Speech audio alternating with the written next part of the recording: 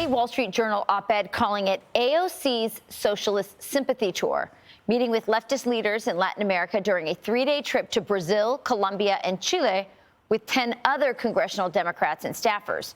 She said, quote, "I believe that we owe Chile, and not just Chile, but many aspects of that region, an apology. I don't think that apology indicates weakness. I think it indicates a desire to meet our hemispheric partners with respect." Here to react, Daniel Di Martino, founder of the Dissident Project and Manhattan Institute fellow. He's also a Venezuelan immigrant. Daniel, it's great to have you here. So I'm hearing about this sympathy tour. She wants America to apologize for meddling in Latin America. We can quibble about that. But at this moment, China is meddling in Latin America, and she's supporting the socialists who are partnering with China. Well, I think in our hemisphere. Look, the only medalists in Latin America right now are not America. It's really China, it's really Russia, it's really Cuba.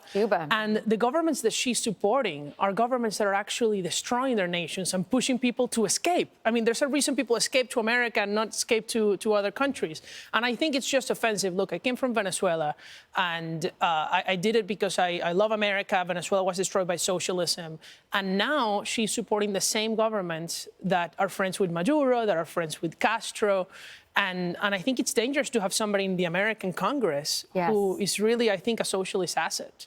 Yeah, 100%. Now, let's talk a little bit about meddling, because the Biden administration has done some very dangerous, I think, against our national interest meddling in Latin America. And I would say that is in the election in Brazil. So Bolsonaro was running against the current president of Brazil, and Lula, and Bolsonaro was pro-America.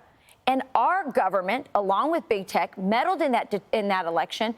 Bolsonaro lost. There were massive protests on the streets. What do you make of that? Well, Lula, the president that beat Bolsonaro in this election, is a convicted robber. Yes. I mean, he was convicted, then because of a technicality, he was released, and he's one of the biggest robbers in Latin American history. And now he's president because of the support also of Biden.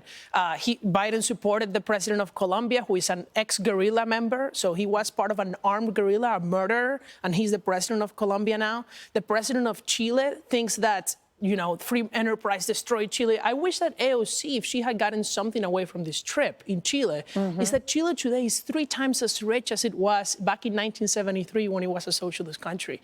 They went from being the poorest to being the richest Latin American country. They have school choice. They have fully privatized retirement accounts. They have very low taxes, constitutionally restrained budget deficits. Yes, we do have a lot to learn from Chile, and that is the free market's work. If our Congress delegations are going to take their breaks and go into Latin America, what should be their #1 mission, given where we are geopolitically right now in America? Yeah, that's a great question. I think that, you know, there are many Latin American countries that are key for us. Chile is the #1 producer of copper, which is a key mineral for everything, and many other rare metals. Argentina is a country that we should be looking at, right, because of the new election that's going to happen in October. Yes. And then we really need to be building better ties with all of them, right? Because 20 years ago, America was the #1 trade partner of all of Latin America. Today, that country is China.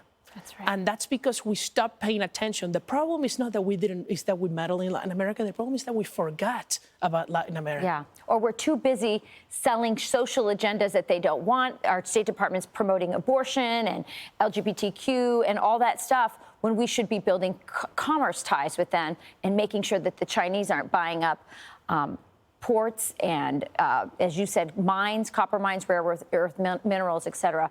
Danielle, it's really good to hear. We don't talk enough about what's going on in Latin America, but it is our hemisphere, and it should matter to Americans. And I appreciate you coming in so early to remind us of that.